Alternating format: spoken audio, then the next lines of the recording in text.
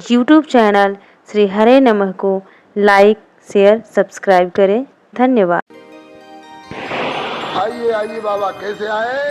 बोले क्या कहे भगत जी, अब थोड़ा थोड़ा अब झाड़ा अपना लक्षण दिखाना शुरू कर रहा है। बस एक ही चादर पर रात गुजरती है, मतलब कि एक कंबल चाहिए। बाबा आइए आइए, कैसे आए? बोले क्या कहे भगत जी, रेल में जा रहे थे, हमारा कमंडल किसी ने उठा लिया, मतलब एक कमंडल चाहिए। अरे बाबा, ये कंबल और कमंडल का तो बहाना है, वास्तव में हमारे देशों का कल्याण करने के लिए आप संत लोग आते हैं। आए तो हमारा कल्याण करने के लिए है, लेकिन कुछ न कुछ कंबल कमंडल का बहाना बना के आते हैं। बोलिए भगवान, क्या बहाना लेकर चले हैं? क्या प्रयोजन? कहीं कारण आगमन तुम्हारा, कहो तो कर लाओ बारा। आज्ञा करो महाराज, क्या सेवा करें? वामन भगवान खुश हो गए। धन्य हो राजन, क्यों नहीं ऐसा कहोगे? तुम कोई मामूली खानदान के हो। हाँ, जिससे कुछ काम लेना होता है उसकी बड़ाई करनी पड़ती है। हाँ, एक लोमड़ी ने देखा कि कौआ के चोंच में रोटी है और पेड़ की डाली पर बैठा है, वो कैसे रोटी मिले, तो बड़ाई करना शुरू किया। धन्य हो कौआ मामा, क्या बढ़िया गाते हो। तबीयत खुश हो जाती है। कौआ मामा ने सोचा कि चलो आज हमारे कंठ की भी बड़ाई करने वाला कोई भांजा आ गया। मामा गाते तो बहुत बढ़िया, लेकिन बहुत दिन हो गए सुने हुए, बस एक तराना सुनाए दो। कौआ मामा खुशी के मारे चोंच खोले, रोटी नीचे आई, लोमड़ी लेके चल पड़ी। अरे भांजे सुनो। अरे कहा कि सुन लिया मामा, जितने से जरूरत थी वो हमको मिल गई। अब ये है कि लोमड़ी ने कौआ मामा की झूठी बड़ाई करी, लेकिन भगवान बड़ाई तो कर रहे हैं, झूठी बड़ाई नहीं कर रहे हैं। प्रमाण देंगे, भगवान हो के झूठ कैसे बोलेंगे? प्रमाण देंगे। धन्य हो राजन, क्यों नहीं ऐसा कहोगे? तुम कोई मामूली खानदान के हो, तुम उस खानदान के हो जिसमें तुम्हारे पूर्वज एक से एक ऐसे हुए, हद कर दी। जिस क्षेत्र में कदम बढ़ाया रिकॉर्ड बीट कर दिया, एकदम वर्ल्ड चैंपियन हो गए। हद करी है तुम्हारे पूर्वजों ने। कैसे भगवान? ठाकुर सुहाती चापलूसी की बात भी करना जानते? अरे नहीं राजन, चापलूसी नहीं, प्रमाण दे करके साबित करूंगा। हाँ अच्छा महाराज बताओ। बोले कि वीरता में हिरण्यकशिपु हिरण्याक्ष भय तुम्हारे परबाबा लगते थे। ऐसी वीरता जाके डर ठोर भागे भगवान भी। ब्रह्मा और शिव भगवान कहलाते हैं, लेकिन इनको भी भागना पड़ा हिरण्यकशिपु हिरण्याक्ष के डर के मारे। अंत में परात्पर प्रभु को वराह और नरसिंह बन करके आना पड़ा। तो हद करी कि नहीं तुम्हारे परबाबा ने, हिरण्याक्ष हिरण्यकशिपु ने? हाँ महाराज, ये तो बात ठीक। वीरता में हद करी ना? हाँ महाराज करी। और भक्ति में? बोले कि वीरता में हिरण्यकशिपु हिरण्याक्ष भय जाके डर ठोर भागे भगवान भी। और भक्ति में पितामह तुम्हारे प्रहलाद भय जाको जस गावे संत वेद और पुराण भी। भक्ति में तो प्रहलाद में हद करी है, तुम्हारे बाबा लगते थे। और लोग भक्ति करके भगत कहलाते होंगे, लेकिन तुम्हारे बाबा प्रहलाद तो नाम जपत प्रभु कीन प्रसादु भगत शिरोमणि भय प्रहलाद। भगत शिरोमणि की पदवी पाना कोई मामूली बात है? उस खानदान के हो तुम। और रही दान में तो यार तेरे पिता ने हद करी है। तेरे पिता विरोचन को जब इंद्र वैसे नहीं जीत सके तो ब्राह्मण बन के भीख मांगने आए इंद्र, और बोले राजन हम ब्राह्मण आपके यहाँ कुछ याचना करने आए हैं। बोले मांगो महाराज, आज्ञा करो। बोले वचन दो, मांगी हुई चीज दोगे तब तो मांगू। महाराज मांगी हुई वस्तु अगर होगी मेरे पास तो जरूर मिलेगी। हाँ राजन, वही मांगेंगे जो तुम्हारे पास होगी। तो बोले कि अगर है तो मिलेगी। तब इंद्र ने कहा कि अपने प्राण दे दो। तुरंत विरोचन ने प्राण दिया। उस बाप के बेटे हो तुम। वीरता में हिरण्यकशिपु हिरण्याक्ष भय जाके डर ठौर ठौर भागे भगवान भी, भक्ति में पितामह तुम्हारे प्रहलाद भय, जाको जस गावे संत वेद और पुराण भी। और इंद्र की ओ छद्म में विप्र बन के मांगे आए, तो पिता तेरो दानी है सो कि दियो अपनो प्राण भी। और आज हूँ विचार लेनहार नहीं बूझो ऐसो, और देनहार नहीं बलि जैसो जजमान भी। आज भी सोच ले, भगवान ने बहुत बढ़िया जोड़ी मिलाई है। न तो मेरे जैसा लेने वाला तुझको कभी जिंदगी में मिला होगा, न तेरे जैसा देने वाला मुझको कभी जिंदगी में मिला होगा। मौका बार बार नहीं आता, सदा न फूले तो रही सदा न सावन होए, सदा न सावन होए संत जन सदा न आवे। अरे अवसर कौड़ी चूक गए तो बहुर दिए क्या लाख, दूज न चंदा देखिए तो क्या देखे भरिपाठ। समय लाभ सम लाभ नहीं, समय चूक सम चूक, चतुरन के खटखट सदा समय चूक की होक हुक हुक न हो। इसलिए राजन नाम कमा ले, मौका बार बार नहीं आता। महाराज बड़ाई तो बहुत करी, अब मतलब की बात पर आओ, चाहते क्या हो, चाहिए क्या है आपको सो बात करो। भगवान बोले कि निज पूर्वज सम आपकी, निज पूर्वज सम आपकी, ये बुद्धि धर्म में लीन, तो राजन मेरे पगन से देहु भूमि पग तीन। 3 कदम जगह चाहिए महाराज। हंस गए बलि। तेज आप में बहुत है महाराज भजन का, लेकिन हो तो बालक ही, बालक सरीखी बुद्धि। मेरे जैसा दाता पाकर वो भी 3 लोक का मालिक, और वो भी कंजूस नहीं, परम उदार, खजाना खोले जो चाहो मांग लो। क्या मांग रहे हो? अपने पग से 3 पग, कितने बड़े बड़े पग हैं आपके। क्या होगा आपके 3 पग में? एक झोपड़ी तो बन नहीं सकती है आपकी, ये बगल में लिपटी हुई मृगशाला नहीं बिछेगी। जरा मृगशाला खोलिए तो, मृगशाला खोले तो 7 कदम की। बोले कि बताओ, 3 पग भूमि, 3 पग भूमि निज पग लेके करो कहा। इतने में तो बिछे नहीं पूरी मृगशाला प्रभु आपकी। फिर कहा धरो दंड कमंडल पोथी पाठ वाली, और ठाकुर को सिंहासन कहा माला झोली जाप की। सको नहीं ठाड़े होए बैठने को ठोर कहा, पौढ़ना तो दूर रहे बातें अनुताप की। और ले पग 3 ही तो नापे मेरे दैत्य को, जिनके पग 1-1 योजन के माप की। क्या होगा आपके 3 पग में? 3 पग काट छोड़ दो। कहो तो 2-4 द्वीप दे दूं, और द्वीप में भी ये जावा सुमात्रा ये सब नहीं था, ये तो उपद्वीप है। द्वीप उसको कहते हैं जिसका खंड है ये भारत। अस्मिन जम्बू द्वीप है भरतखंडे। तो जम्बू द्वीप, लक्षद्वीप, शाल्मली द्वीप, कुशद्वीप, क्रौंच द्वीप, पुष्कर द्वीप, साकत द्वीप, सप्त द्वीपवती पृथ्वी में से कहो 2-4 द्वीप आपको दे दें।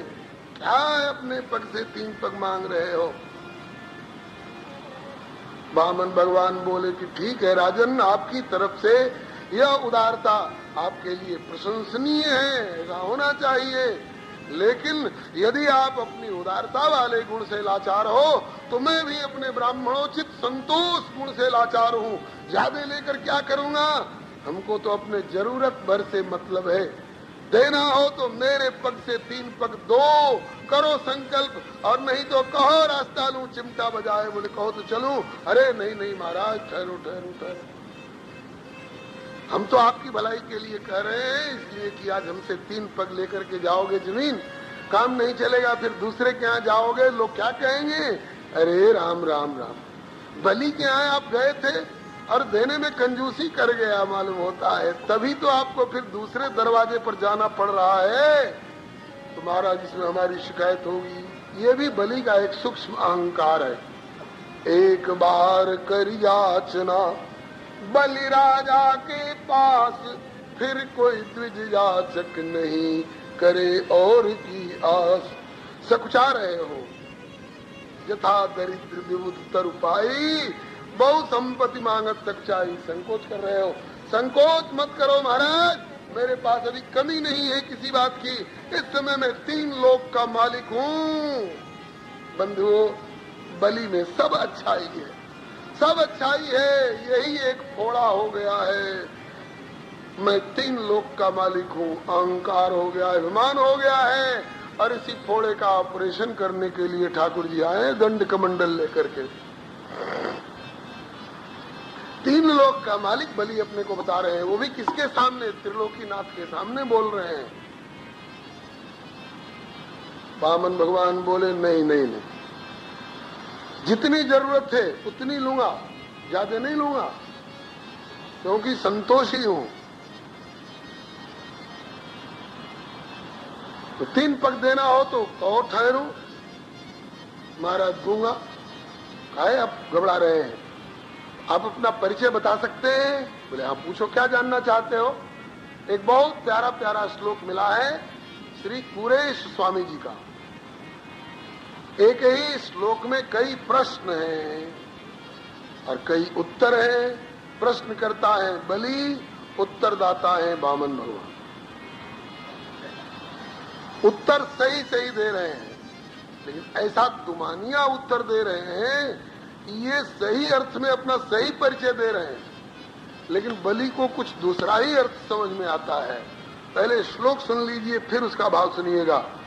कस्त्वं ब्रह्मन् अपूर्व क्वच तव वसति अखिला ब्रह्म सृष्टि कस्ते त्राता यनाथ क्वच तव पितरौ नैवतांस्तं स्मरामि किं ते अभीष्टं ददामि त्रिपद परिमिता भूमि। बोले अत्यल्प में तत्, बोले त्रैलोक्यम भावगर्भम बलिमिति निगदन वामनो न सपायात। वे वामन भगवान मेरे ऊपर कृपा करें, जो बलि के परिचय परक प्रश्नों का ऐसा द्वयर्थक उत्तर दे रहे हैं कि सच्चा परिचय देते हुए भी बलि पहचान नहीं पा रहे हैं, उनको दूसरा ही अर्थ भासता है। पहला प्रश्न है कस्त्वं ब्रह्मन्, ब्रह्मन आप कौन हो? प्रभु ने सोचा ब्रह्मन कह ही रहा है तो ब्रह्मत्व का क्या परिचय देना। रावण ने पूछा कह लंकेश कौन तय बंदर, अरे बंदर तू कौन है? और अंगद कहते कि मैं बंदर हूँ। कहा कि तो मैं कह ही रहा हूँ कि तू बंदर है। तो बंदर एक का घोड़ा चर रहा था किसी के खेत में। किसी सज्जन ने सोचा कि खेत किसी और का हो, घोड़ा किसी और का हो, तो चोरी कर रहा है। कहा कि क्यों जी, किसका यह घोड़ा है? बोला कि जिसका मैं नौकर हूँ। फिर पूछा कि किसका तू नौकर है? बोले कि जिसका यह घोड़ा है।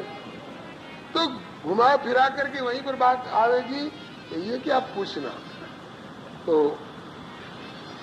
कहा कि जब ब्रह्मन कह ही रहा है तो ब्रह्मत्व का परिचय क्या देना। कस्त्वं ब्रह्मन्, बोले अपूर्व, राजन मैं अपूर्व हूँ।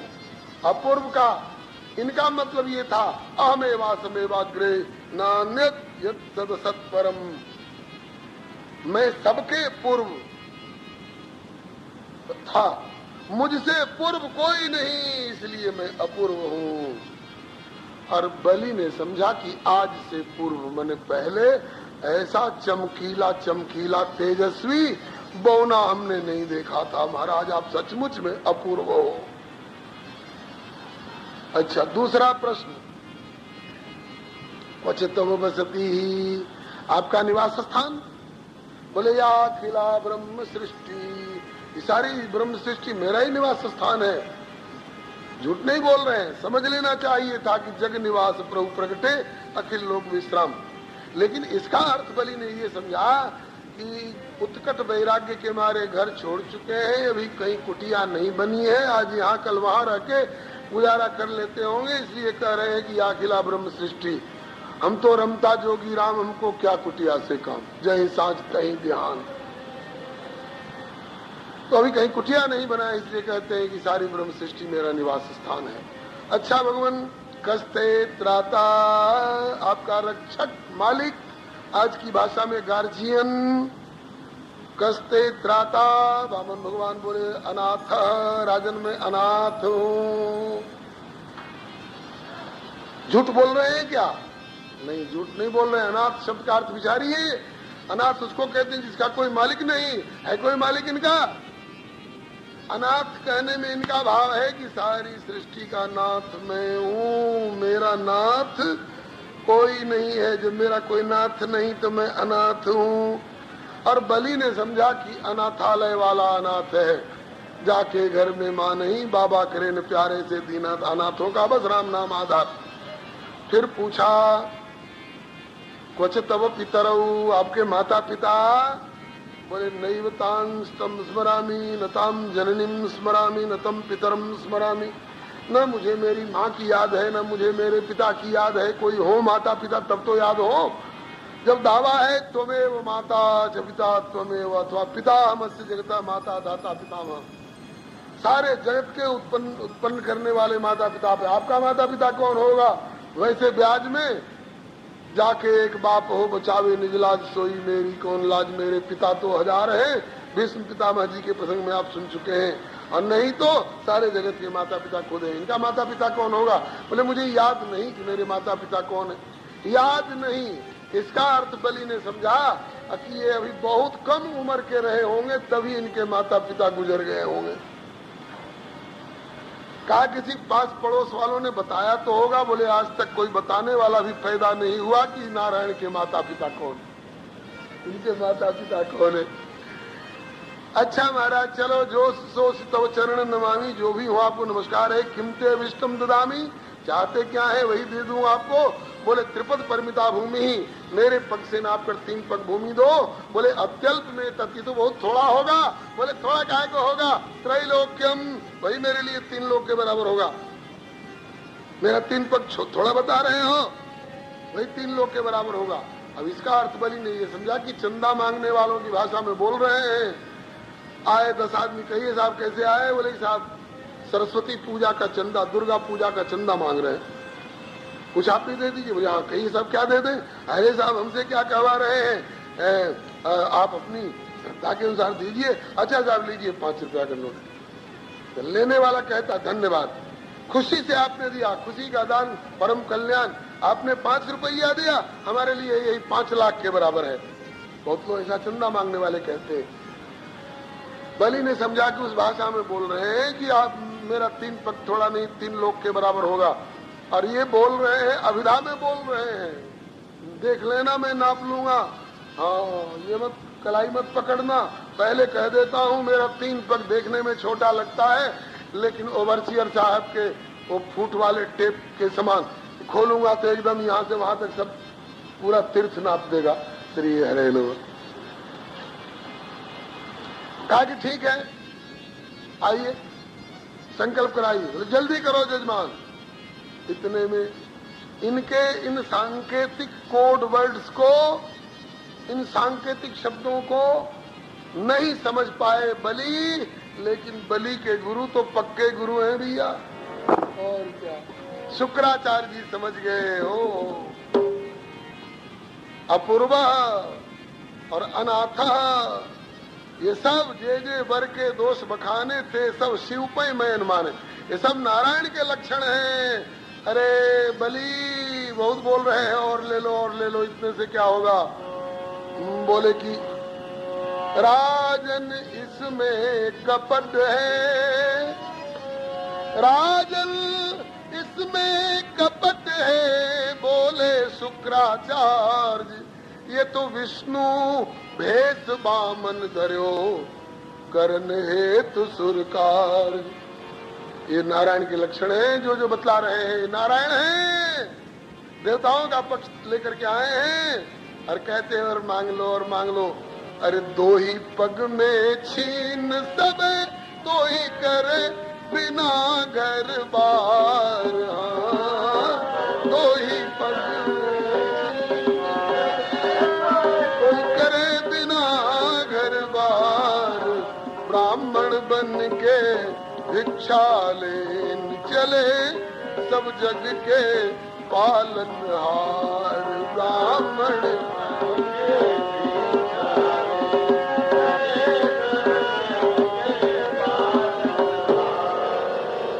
मांग लो और मांग लो।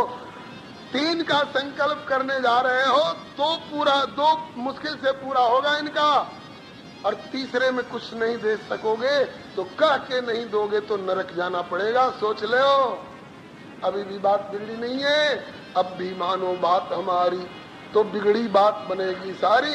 दो फिराए कपट भिखारी, ये कपट भिखारी, इसको कह दो हम जितना देते हैं उतना लेना हो तो लो, नहीं तो अपना रास्ता लो।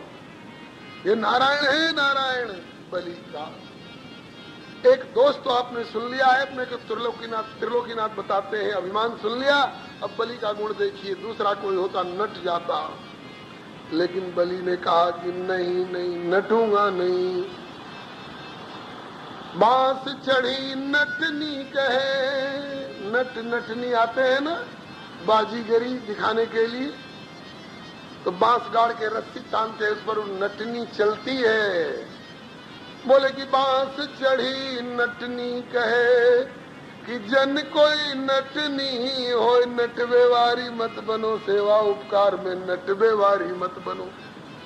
बांस चढ़ी नटनी कहे कि जन को नटनी हो, मैं नट के नटनी भई, जो नटे सो नटनी हो। सेवा से, उपकार से, भलाई से, धर्म से नटवे वारी मत बनो। गुरु जी कह रहे रे भगा दे इनको, नहीं तो सब छीन लेंगे। बलि बोले कि महाराज पता नहीं था कि नारायण है, ये तो आपका उपकार मानूंगा, आपने बता दिया ये नारायण है। यहाँ तक तो आपकी बात ठीक है गुरु जी, लेकिन ये क्यों कहते हो कि भगा दो? नारायण भगाने वाले पदार्थ हैं, भगाने वाले व्यक्ति हैं, नारायण का तो सत्कार होना चाहिए। अरे कहा कि मैं तेरी भलाई के लिए कह रहा हूँ, गुरु की हैसियत से कह रहा हूँ, गुरु आज्ञा करिए सी। बलि बोले जब तक आप में गुरुताई थी तब तक आपकी बात मानने योग्य थी, अब आपने गुरुताई को तिलांजलि दे दी, अब आप गुरु कैसे और आपकी बात माननीय कैसे? बोले मैंने गुरुताई को तिलांजलि कहाँ दी? बोले गुरु कहते किसको है? गुरु उसको कहते हैं, कबीर बाबा ने एक दोहे में कहा, गुरु गोविंद दोनों खड़े काके लागू पाए, अरे बलिहारी गुरुदेव की जिन गोविंद दिए मिलाए। गुरु वह है जो गोविंद से मिलावे, वह गुरु किस काम का जो आए हुए गोविंद को कहे कि भगा दो और मेरा फोटो लॉकेट में लगा करके घूमू। ऐसे गुरु कलयुग में हो तो हो गुरु जी, अभी तो सतयुग है, आज ही काहे को कलयुगी ढंग अपना रहे हो? अरे कहा कि नहीं मानेगा मैं तुमको शाप दूंगा, आज शाप ले लूंगा, लेकिन भगवान से विमुख नहीं होऊंगा। शुक्राचार्य जी ने शाप दिया, शीघ्र हो श्रीहीन, मूर्ख नहीं मानत बचन हमार, ये तो ब्राह्मण बन के भिक्षा लेन चले सब जग के पालनहार। मूर्ख मेरी बात नहीं मानता है तो श्रीहीन हो जा। बलि बोले गुरुजी श्रीहीन होना अपराध नहीं है, श्रीहीन होना मंजूर है, लेकिन भक्तिहीन होना मंजूर नहीं है, क्योंकि भक्तिहीन होना अपराध है। भगवत विमुख होना अपराध है गुरुजी, गरीब होना अपराध नहीं है। श्रीहीन होना मंजूर है, लेकिन भक्तिहीन होना मंजूर नहीं है। गुरु को श्राप हरक सिर ओढ़ो, किंतु धर्म से मुख नहीं मोड़ो, कियो संकल्प धर्म त्रिय साथ, दियो पड़ी बटु बामन के हाथ, मुदित अति मनई त्रिलोकी नाथ। बामन भगवान बोले राजन जल्दी संकल्प करो, श्रेय कार्य में बड़े बड़े विघ्न आते हैं, अब इधर उधर मत झांको, करो संकल्प। श्रीमद् भागवत में आंख फूटने वाली कथा तो नहीं है, अन्य पुराणांतरों में वर्णित है। शुक्राचार्य कमंडल की टोटी के छेद में घुस गए, न जल गिरेगा न संकल्प होगा। बामन भगवान समझ गए, उन्होंने कहा कि रे यजमान लगता है कि इसमें कुछ अटक गया है, तो कुशा की नोक से खोदने लग गए, तो एक आंख फूट गई शुक्राचार्य की, निकल के भागे कि थोड़ी देर और बैठूंगा, कहीं दोबारा चलाया तो दूसरी ओर जाएगी, क्रियाकर्म के लायक भी नहीं रहेंगे।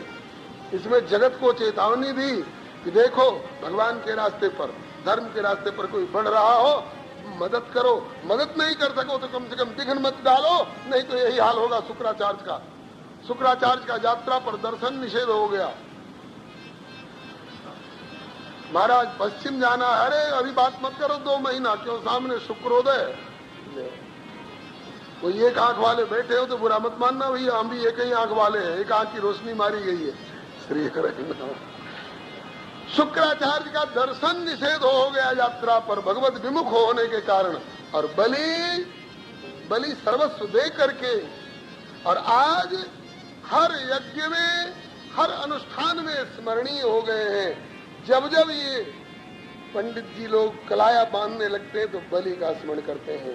ये न बद्धो बलि राजा, ये न बद्धो बलि राजा दानवेंद्रो महाबल तेन त्वाम प्रतिबध्नामि रक्षे माचल माचल।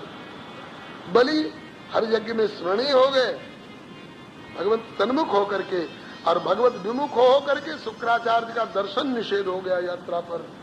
बंधु, एक बात और है, अगर शुक्राचार्य के कहने से बलि इनकार कर देते तो क्या भगवान लौट जाते, छूछे लौट जाते? अरे बलि ने कहा कि गुरुजी ये वही है जिनने मेरे पर बाबा का पेट फाड़ दिया था नाखून से। अरे राजी राजी दे दूंगा तो नाम हो जाएगा कि जगत को देने वाले विश्वम्भर, और विश्वम्भर को भी दिया बलि ने। नहीं राजी राजी दूंगा, एक तमाचा मारेंगे, पेट उठ फाड़ के सब छीन लेंगे तो क्या इज्जत रहेगी। इसलिए इज्जत पानी के साथ दे देने में ही भलाई है, भगवान को देने में ही भलाई है। जो सिर सो प्यार राम को, सो सिर भया सनाथ, दादू दे ऊऋण भया जिसका तिसके हाथ।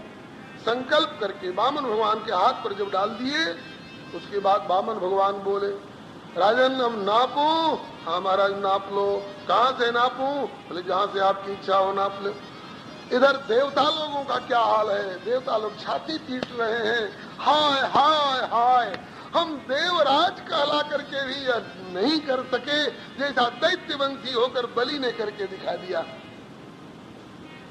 गुण पर नरीज है, वह मनुज है, तो भला पशु कौन है। निज शत्रु के गुणगान में भी योग्य किसको मौन है। श्री मैथिली शरणगुप्त जी की पंक्ति है, निज शत्रु के गुणगान में भी योग्य किसको मौन है।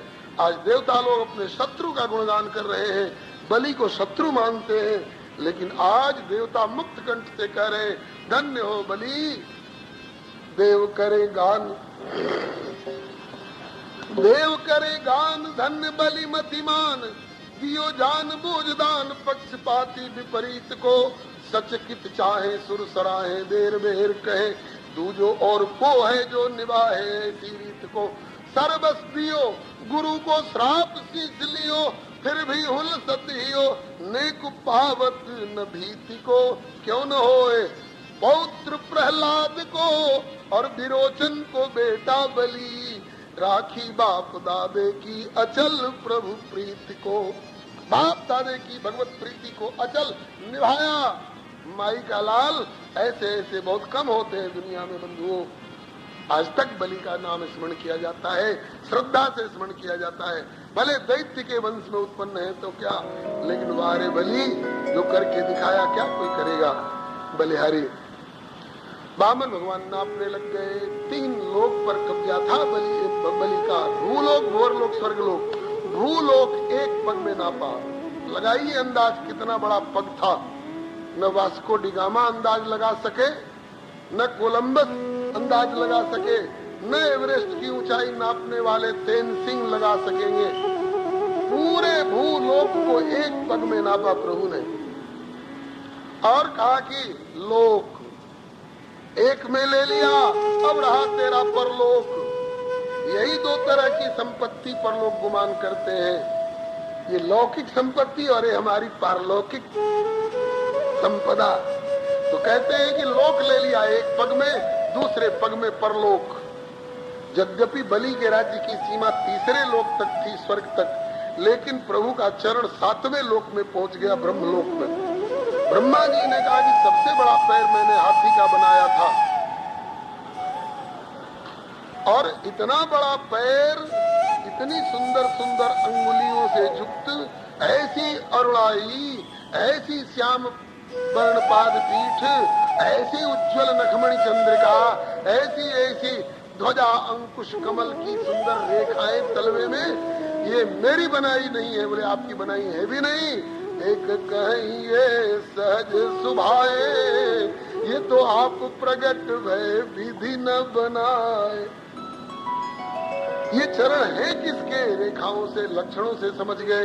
वंदे मुजांकुश यवध्वज चक्र रेखा, स्वस्त्यष्टकोण पविचिन्हित दक्षिणांग्रिम, बिंदु त्रिकोण धनुरंबर मत्स्य शंख, चंद्रार्ध गोस्पद घटांकित वाम पादम।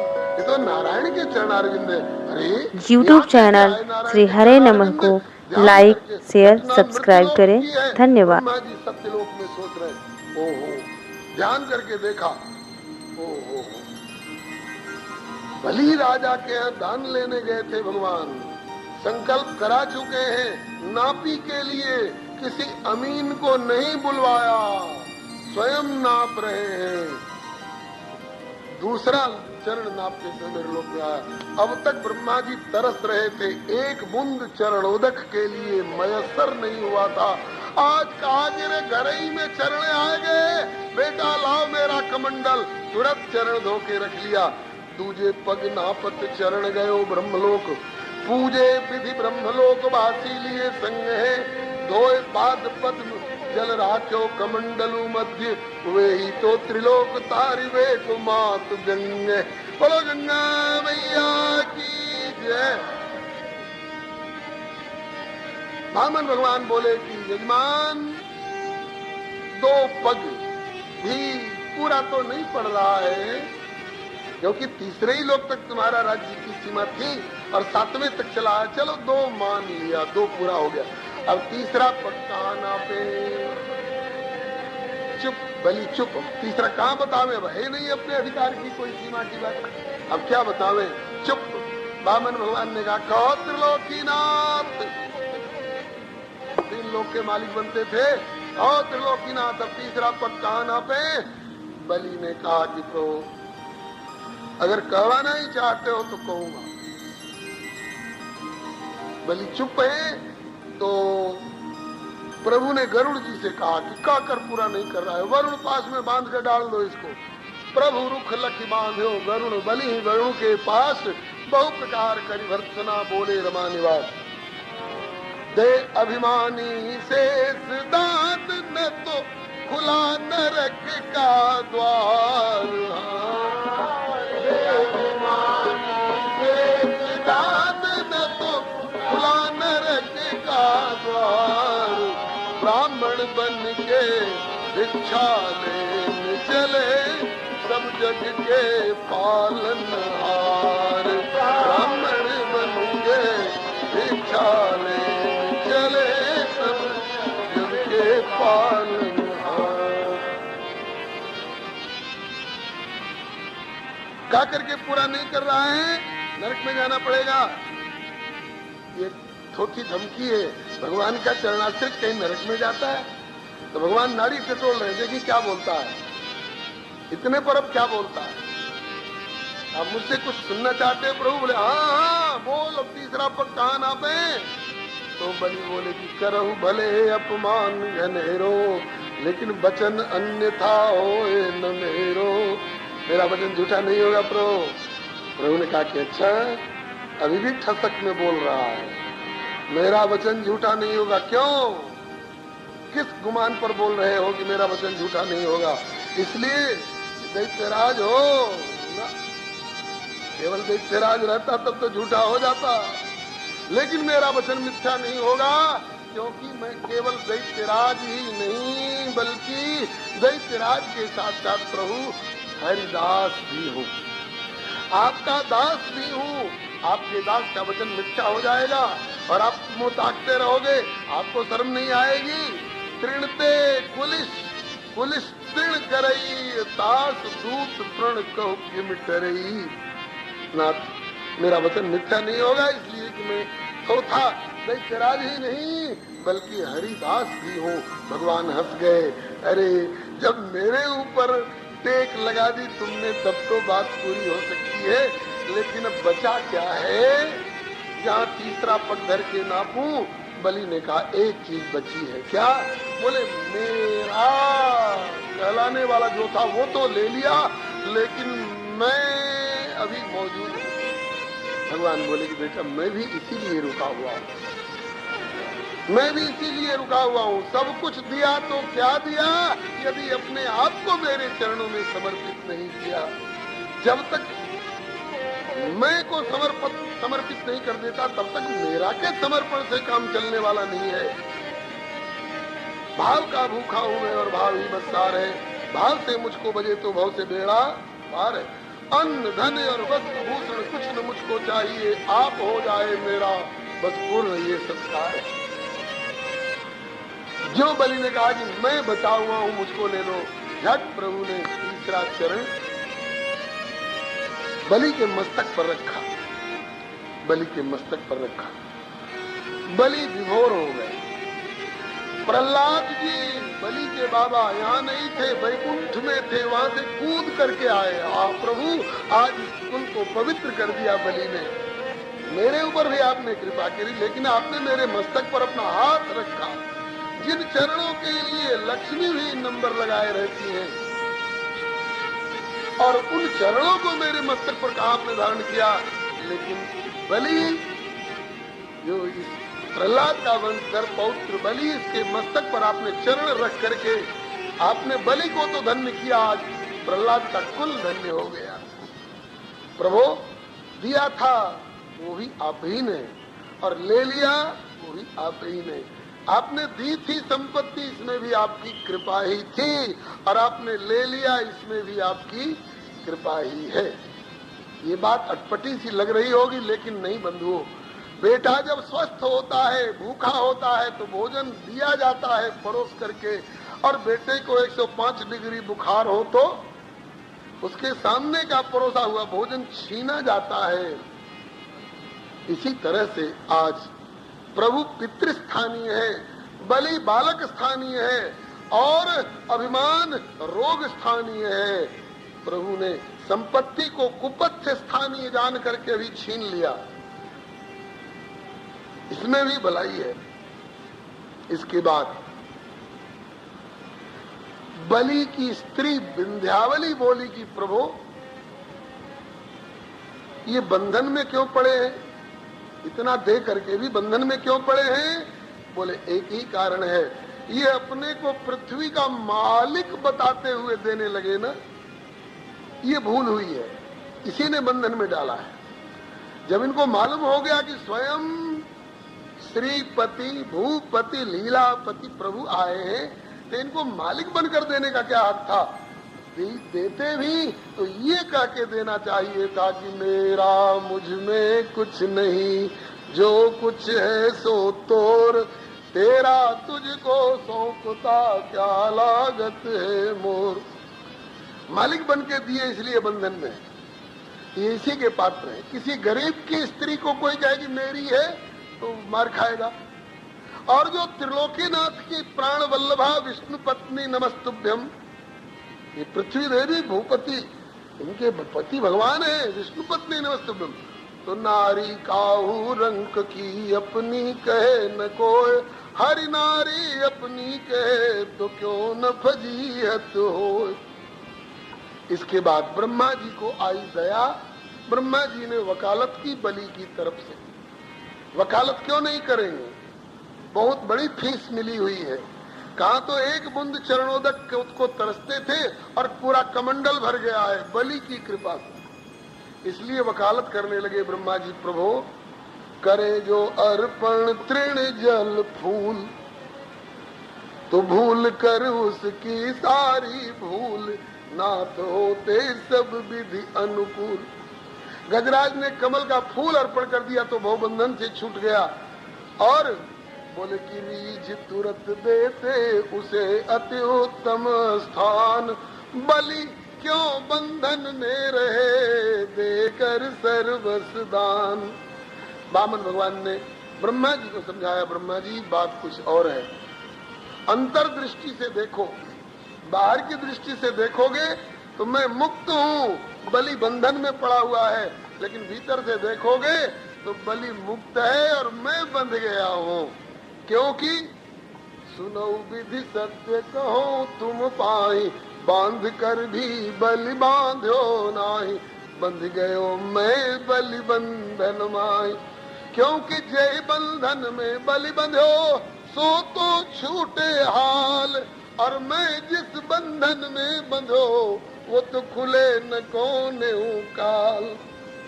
मैंने वरुण पास में बांधा है और वो भी तुरंत खुलेगा, और बलि ने मुझे अपने प्रेम भक्ति की डोरी में बांधा है, ये कभी खुलने वाला नहीं है।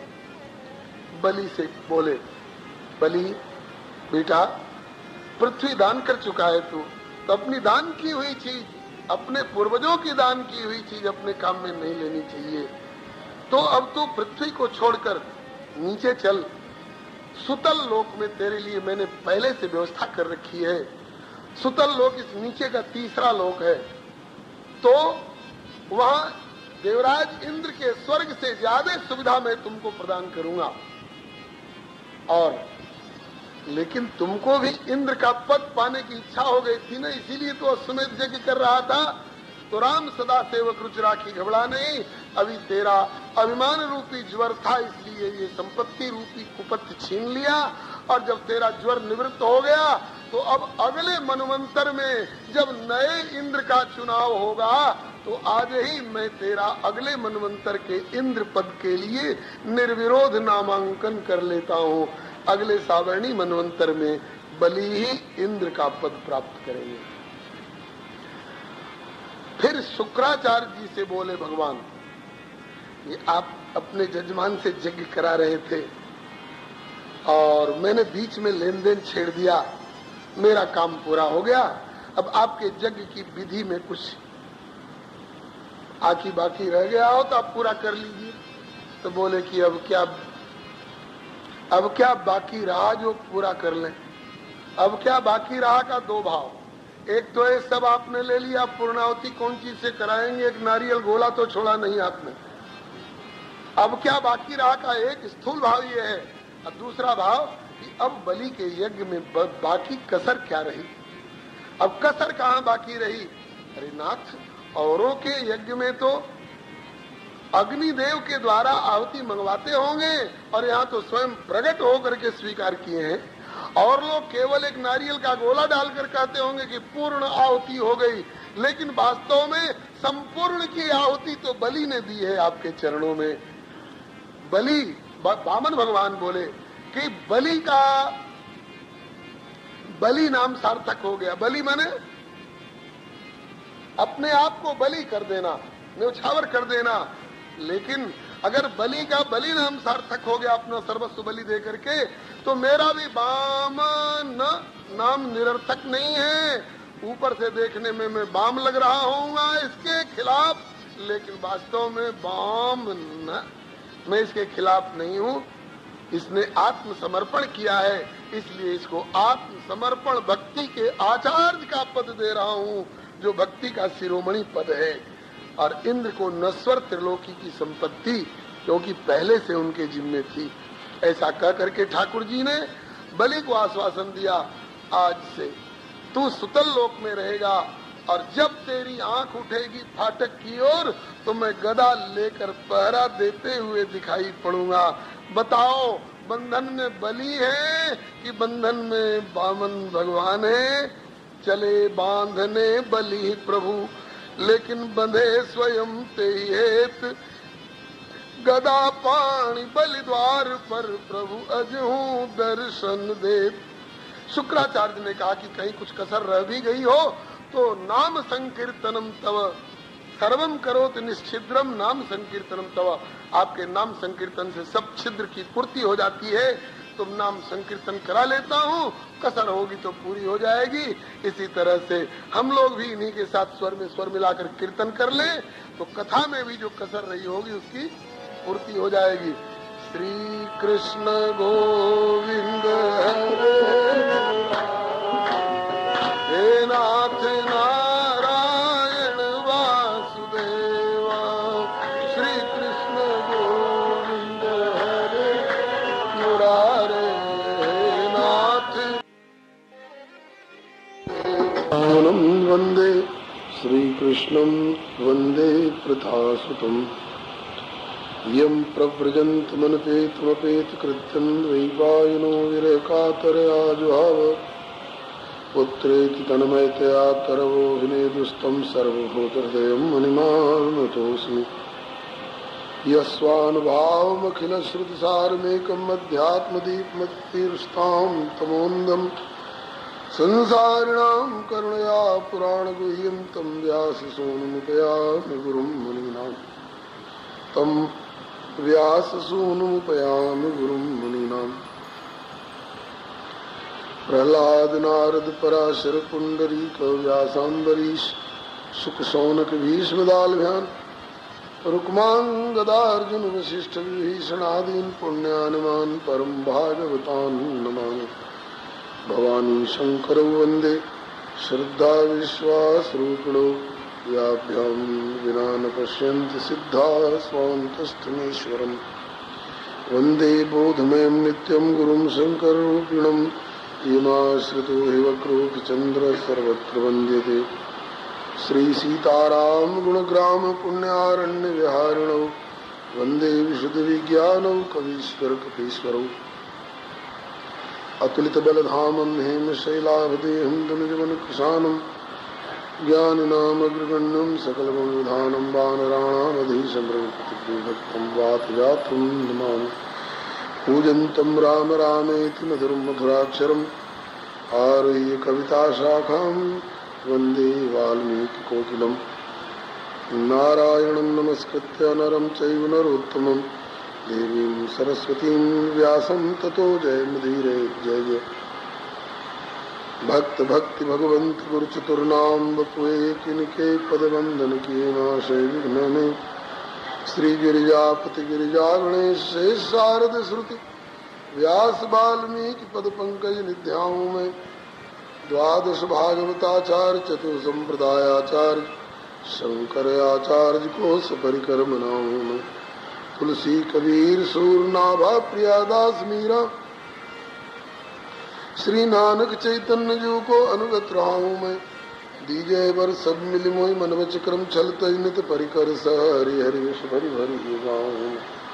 जय जय गुरुदेव विश्वामित्र के प्रतीक राम तारक प्रदाता श्री चरित्रवन विहारी की। जय जय गुरुदेव भक्तमाल के स्वरूप सानुकूल सर्वभात सदा सभी सुखारी की।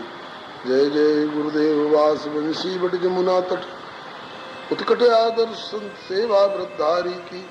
जय जय गुरुदेव फलाहारी राम लीलावृति आचार्य व्यास सर्व संत रूप धारी की। बोलिए प्रेम से श्री राम कृष्ण भगवान की, श्री अयोध्यानाथ की, श्री वृंदावन बिहारी लाल की जय, श्री वैकुंठनाथ की जय, श्री प्रहलाद पति की जय, श्री गौरी शंकर भगवान की जय, राम रसिया श्री हनुमंत लाल की जय, समस्त परिकर श्रीमद् भागवत महापुराण की जय, श्री वेद व्यास भगवान की जय, श्री सुखदेव जी महाराज की जय, श्री परीक्षित जी महाराज की जय, श्री सूत जी शौनकादिक जी महाराज की जय, श्री मैत्रेय जी श्री विदुर जी महाराज की जय, श्री महाराज जी की जय, इनके कृपा करुणा की जय, इनके छो दुलार की जय, श्री सर्व संत वैष्णव भगवान की जय। निगम कल्पतरोर्गलितं फलम् सुखमुखादमृतद्रव संयुतं पिबत भागवतं रसमालयं मोरो रसिका भूमि भावुका। आज श्री प्रभु कृपा से श्रीमद् भागवत महापुराण कथा सत्र का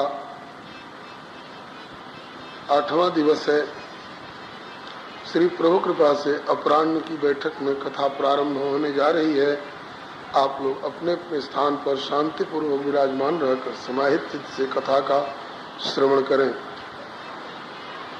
श्रीमद् भागवत जी अपार समुद्र हैं, पार पाने का दावा तो नहीं किया जा सकता।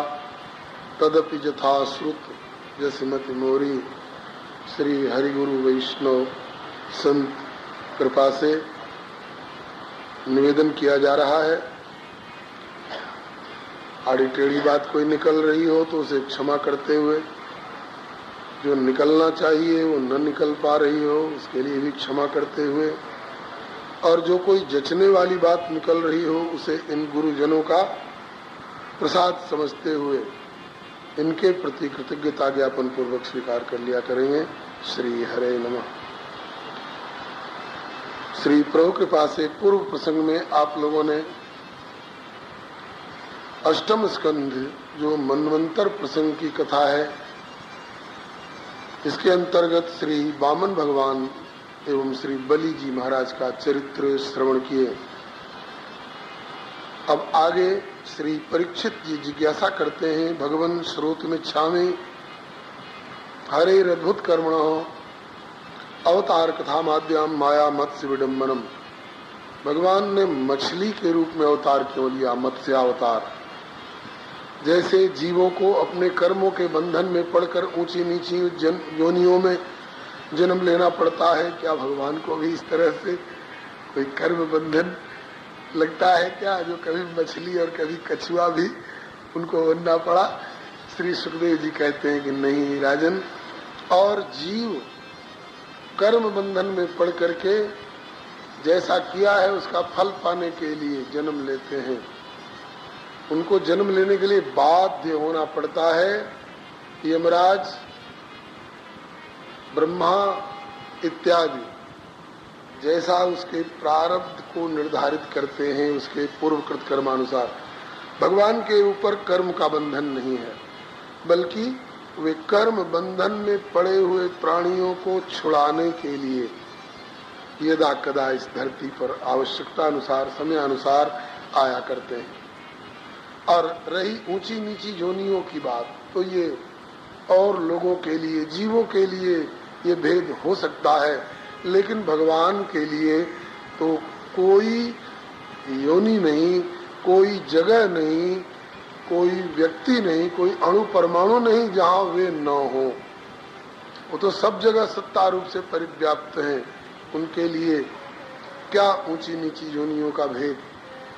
यह मत्स्य रूप में, मछली के रूप में भगवान क्यों प्रकट हुए, वो कथा इस प्रकार की है कि एक बार द्रविड़ देश के राजा महाराज श्री सत्यव्रत जी कृतमाला नदी में स्नान करके तर्पण के लिए हाथ में जल लिए। उसमें एक छोटी सी मछली आ गई। इनने सोचा कि जिस अंजलि के जल में मछली आ गई, इससे अब तर्पण क्या करेंगे, छोड़कर फिर दूसरा जल लेंगे, तर्पण करेंगे। तो उस मछली समेत उस अंजलि के जल को छोड़ने लग गए। तब तक वो मछली बोल पड़ी, यादोभ्यो ज्ञाति घातिभ्यो दीनाम माम दीनवत्सल कथम विसृज से राजन भीताम अस्मिन सरित जले।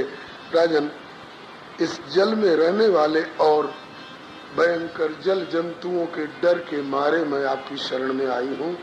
क्यों मुझे छोड़ रहे हो? छोड़ दोगे तो मुझे मुझसे बड़े बड़े जल जंतु मार के खा जाएंगे। मैं आपकी शरण में हूँ, मेरी रक्षा करो। आश्चर्य हुआ श्री सत्यव्रत राजा को, एक छोटी सी मछली इस तरह से देववाणी संस्कृत भाषा में कैसे बोल रही है? आज तक तो हमने ऐसा सुना नहीं था। और वो ही अपने रक्षा की प्रार्थना करती है। चलो जो भी हो, जब शरण में आ गई है तो इसकी रक्षा करना हमारा कर्तव्य है। तो श्री सत्यव्रत राजा ने अपने कमंडलू में धर लिया, जल भरे कमंडलू में उस मछली को रख लिया, घर लाए, सातु तत्रैक रात्रेण वर्धमाना कमंडलो, उस कमंडलू में इतना बढ़ गई एक ही रात्रि में वो मछली कि कमंडल में हटे नहीं। छोटी सी मछली इतना बढ़ गई कमंडल में हटे नहीं। राजन, इसमें मेरा गुजारा नहीं होगा, और कोई बड़ा स्थान दो। बड़े वज्जा भारी जलपात्र में रखवाया, उसमें भी एक मुहूर्त में 3 हाथ बढ़ गए महाराज, हटे नहीं। राजन, इसमें भी गुजारा नहीं होगा, और कोई विशाल स्थल प्रदान करो। सरोवर में छोड़वाए, उसमें भी इतना बढ़ गए कि सरोवर में नहीं हटे। बोले राजन, इसमें भी गुजारा नहीं होगा। राजा ने कहा कि अब तो नदी और झील वगैरह में यहाँ से वहाँ ढोते रहे, इससे सबसे बढ़िया है इकट्ठे जो सबसे बड़ा जलाशय होता है समुद्र में आपको ले चल के छोड़ दे। अरे राजन, समुद्र में छोड़ दोगे, कहीं समुद्र में मुझसे भी बड़ा कोई जल जंतु निकल आया, मुझे मार के खा गया, तो अब तक का तुम्हारा सारा रक्षण विधान निरर्थक हो जाएगा। नहीं नहीं, मेरी रक्षा करो। देखो, तब श्री सत्यव्रत राजा बोले, आप मछली नहीं हो, आपके लक्षण से बृहत्वात् बृंहणत्वाच्च, ये ब्रह्म का लक्षण है, जो स्वयं महान हो और औरों को भी महान कर सके। आप तो भगवान मालूम होते हो। नूनम तुम भगवान साक्षात हरिर नारायणोव्यय अनुग्रहाय भूतानाम धत्ते रूपम जलोक्सा। आप तो साक्षात नारायण हो। अब ईमानदारी से कबूल कर लो कि मैं साक्षात नारायण हूँ, और साथ साथ यह भी बता दो कि मछली बन के क्यों आए हो। प्रभु, मैं आपकी शरण में हूँ, अब तक आप मेरी शरण में थे, अब मैं आपकी शरण में, कृपा करके बताओ ये मछली का रूप किस लिए धारण किया है। तब भगवान ने ईमानदारी से स्वीकार कर लिया, हाँ राजन, मैं स्वयं नारायण हूँ। मछली का रूप इसलिए धर करके आया हूँ कि आज से 7वें दिन घनघोर वर्षा होगी, प्रलय होगा, सातों समुद्र उद्वेलित होकर एकार्ण हो जाएंगे, भूलोक भूवर लोक स्वर्ग लोक डूब जाएगा, क्योंकि ब्रह्मा जी के सोने का समय आ गया है। कल्प समाप्त हो रहा है, 7 ही दिन बाकी रह गए कल्प समाप्त होने में। और जब प्रलय हो जाएगा तो सब भूलोक भूवर लोक स्वर्ग लोक डूब जाएंगे। तुम भी अपने को डूबते हुए देखोगे, घबराना नहीं, मेरा स्मरण करना। एक नौका आएगी, उस पर सप्त ऋषि बैठे होंगे और औषधि वनस्पति इत्यादि बीज उस पर सुरक्षित होंगे, बासुकी नाग उसमें लिपटे होंगे। मैं अभी तो अंतर्धान हो जाऊंगा, उस समय जब मुझे याद करोगे तो इससे भी विशाल शरीर लेकर इसी रूप में प्रकट होऊंगा। मेरे माथे पर एक सिंह होगा, वासुकी नाग का एक छोर नौका में बांध देना, एक छोर मेरी सिंह में बांध देना। जब तक प्रलयकालीन जल रहेगा झंझावात से, प्रलय के जल से हम तुम्हारी रक्षा करेंगे और तुम्हें अपने तत्व का उपदेश करेंगे। ऐसा कहकर भगवान अंतर्धान हो गए। राजा सत्यव्रत उस 7वें दिन की प्रतीक्षा करने लग गए। सचमुच में 7वें दिन बड़ा भारी घनघोर ओ मेघडंबर ओ विशाल, सारा आकाश मेघाच्छन्न हो गया, न सूर्य दिखे, न तारे दिखे, न चंद्रमा दिखे। घनघोर वर्षा शुरू हुई, धागे सरीखी नहीं, लठिया सरीखी नहीं, मूसलधार नहीं जी, हाथी की सूंड सरीखी मोटी धार से वर्षा प्रारंभ हुई साहब, और सातों समुद्र उद्वेलित होकर एकार्ण हो गया। भूलोक भूवर्लोक स्वर्गलोक तीनों लोग डूब गए। श्री सत्यव्रत राजा घबराए, घबरा करके भगवान को याद किए। भगवान को याद करते ही ध्यान भगवदादेशम ददृशे नावम आगताम, एक नौका आती हुई दिखाई पड़ी, उस पर सप्त ऋषि बैठे थे। झट सप्त ऋषियों ने हाथ पकड़कर इनको प्रलय में डूबने से बचा लिया, खींचकर नौका पर बिठा लिया और बोले कि क्या सोच रहे हो राजन, घर की मत सोचो, स्त्री बच्चे की मत सोचो, बस तमुचुर मुने प्रीता राजन ध्यायस्व केशवम, बस केवल केशव भगवान का ध्यान करो। इस समय और किसी का ध्यान काम नहीं देगा, सब डूब रहे हैं, सब जा रहे हैं, केवल भगवान को याद करो। राजन ध्यायस्व केशवम, राजा सत्यव्रत ने केशव भगवान का ध्यान किया। झट भगवान पुनः विशाल मत्स्य रूप धारण करके सोना के समान, जिनका चमचमाता हुआ रंग था, माथे पर एक श्रृंग था, श्री मत्स्य भगवान के एक उस श्रृंग में वासुकी नाग का एक छोर बांधा गया, दूसरा छोर वासुकी नाग का नैया में बांधा गया। जब तक प्रलय का जल रहा तब तक भगवान ने इनकी रक्षा का विधान किया और अपने तत्व का उपदेश किया। उस प्रलय कालीन ब्रह्मा जी की रात्रि के समय में ब्रह्मा जी के मुख से निकले हुए चारों वेदों को एक असुर जिसका नाम था हयग्रीव नाम के एक असुर ने ब्रह्मा जी के मुख से निकले हुए चारों वेदों को चुरा लिया और जल में गोता खा गया। बस भगवान नारायण ने भी जल के भीतर गोता लगा करके और अतीत प्रलयापाय उत्थिताय सवेद से हत्वा असुरम हयग्रीवम वेदान प्रत्याहरद्धरि, भगवान ने जल में गोता लगा करके मत्स्य रूप से और उस हयग्रीव नाम के असुर को मारा और चारों वेदों को वापस लिया, रक्षा की। और ब्रह्मा जी जब जगे तो फिर चारों वेद ब्रह्मा के जिम्मे कर दिए। ऐसा बेखबर सोते हो कि क्या चोरी हो रही है तुमको पता ही नहीं। कहा प्रभु अब माता पिता की गोद में बच्चे नहीं सोएंगे तो निश्चिंत तो कहाँ सोएंगे। आप हमारे माता पिता हो, तो आपके नाभि कमल से प्रकट हुए हैं, तो आपके भरोसे सेवक सुत पति मात भरोसे रहे असोच बने प्रभु से।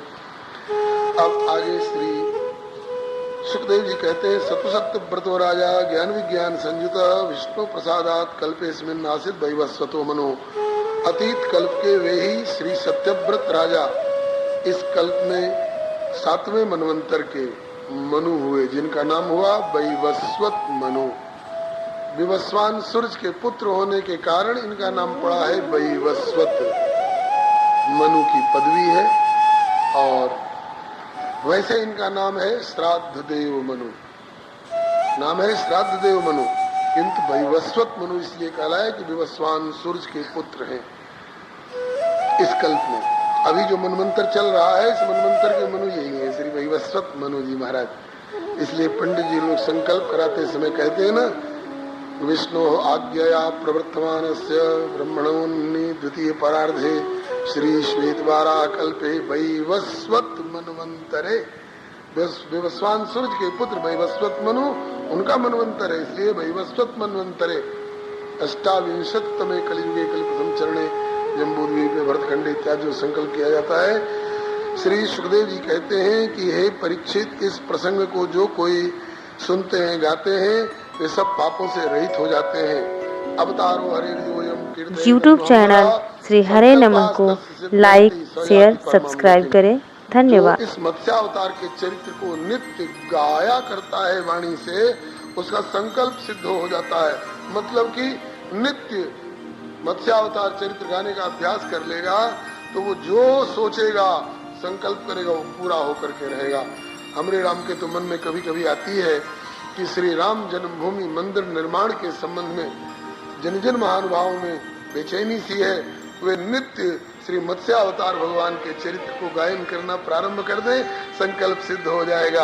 आपका मंदिर निर्माण का संकल्प पूरा होकर के रहेगा। बोलो श्री मत्स्य भगवान की जय, श्री राम जन्मभूमि की जय, श्री कृष्ण जन्म स्थान की जय, श्री काशी विश्वनाथ भगवान की जय। एक श्लोक में मत्स्यावतार भगवान का पूरा चरित्र गाते हुए स्मरण करके और प्रार्थना करते हुए नमस्कार करते हुए इस अध्याय और स्कंद को विराम दे रहे हैं। प्रलय पयसि धातु सुप्त शक्तिर मुखेभ्य श्रुतिगणम अपनीतम प्रतिपादत तत्वादितिजम कथयत जो ब्रह्म सत्यव्रतानाम तमाम अखिल हेतुम जिन्नमेनम नतोस्मि। इस प्रकार से आपने 8वें स्कंद तक की कथा श्रवण की। अब 9वें स्कंद में आपका प्रवेश हो रहा है। 9वें स्कंद में सूर्य वंश और चंद्र वंश का विशद वर्णन है। 9वें स्कंद में श्री परीक्षित जी जिज्ञासा करते हैं, बोलिए श्री वृंदावन बिहारी लाल की जय, नटवर गोपाल की जय, राजा रामचंद्र भगवान की जय। श्री परीक्षित जी कहते हैं, मन्वंतराणि सर्वाणि त्वयुक्तानि श्रुतानि में वीर्याण्यनंत वीर्यस्य हरिस्तत्कृतानि च। भगवान आपने मनवंतरों की कथा बड़ी अद्भुत अद्भुत सुनाई। इसमें अनंत पराक्रम वाले भगवान श्री हरि के अद्भुत अद्भुत चरित्र सुनने को मिले। और इसी सिलसिले में आपने बताया कि अतीत कल्प के जो द्रविड़ देश के राजा सत्यव्रत जी थे, वे ही इस कल्प में वैवस्वत मनु के रूप में विवस्वान सूर्य के पुत्र होकर के प्रकट हुए और इनके वंश में बड़े बड़े प्रतापी राजा लोग हुए।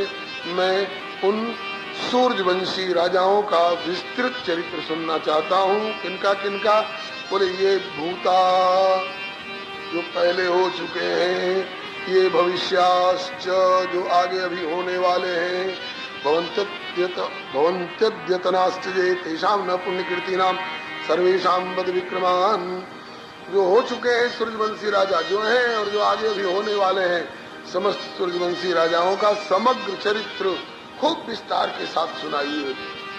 श्री सुखदेव जी कहते हैं कि परीक्षित, इस तरह से प्रश्न कर देना बहुत आसान है। तुमको क्या लगा?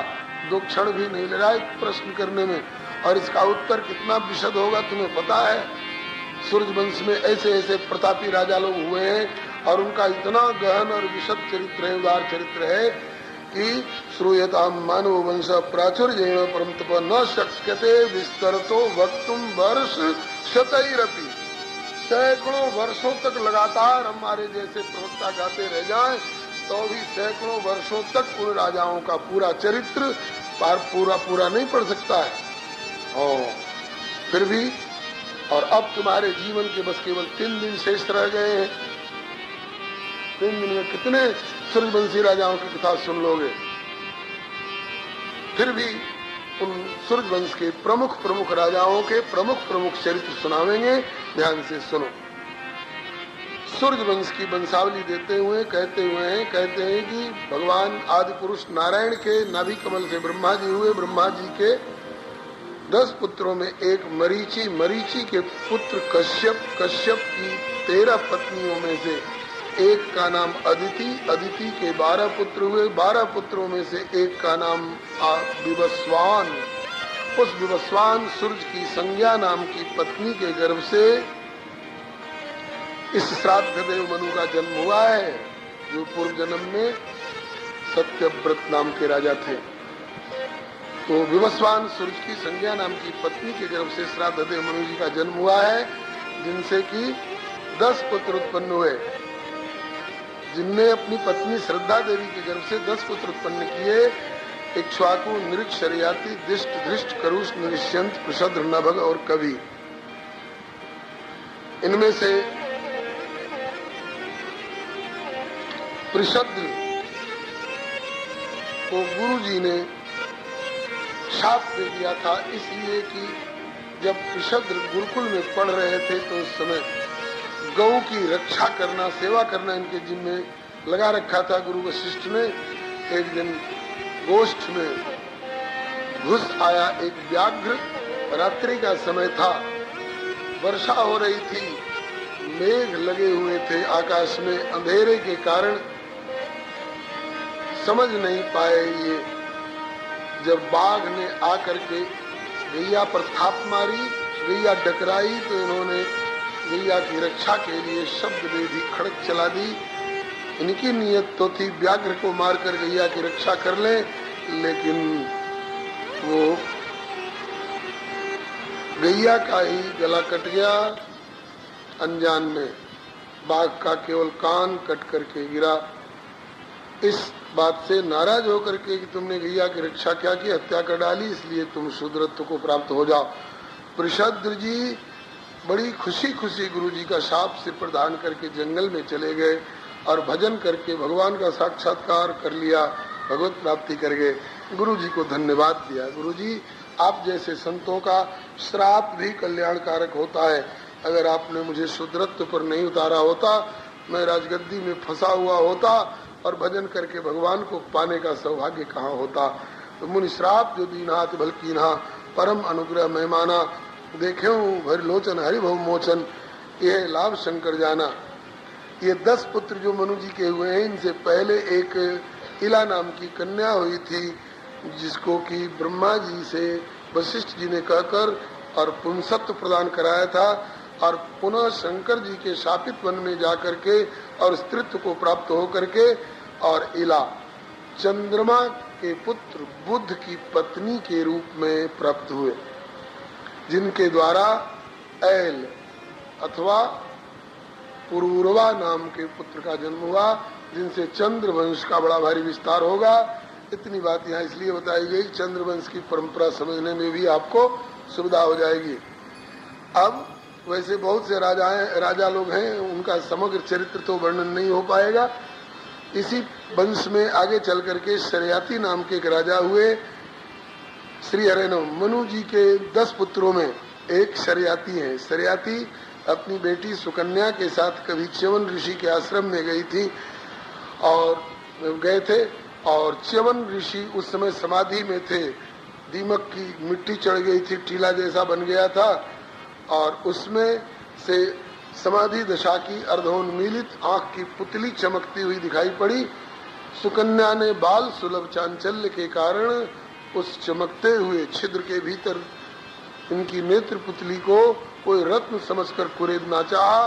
कांटे से कुरेदने लगी तो उसमें से रक्त निकल आया, और रत्न नहीं था वो तो च्यवन।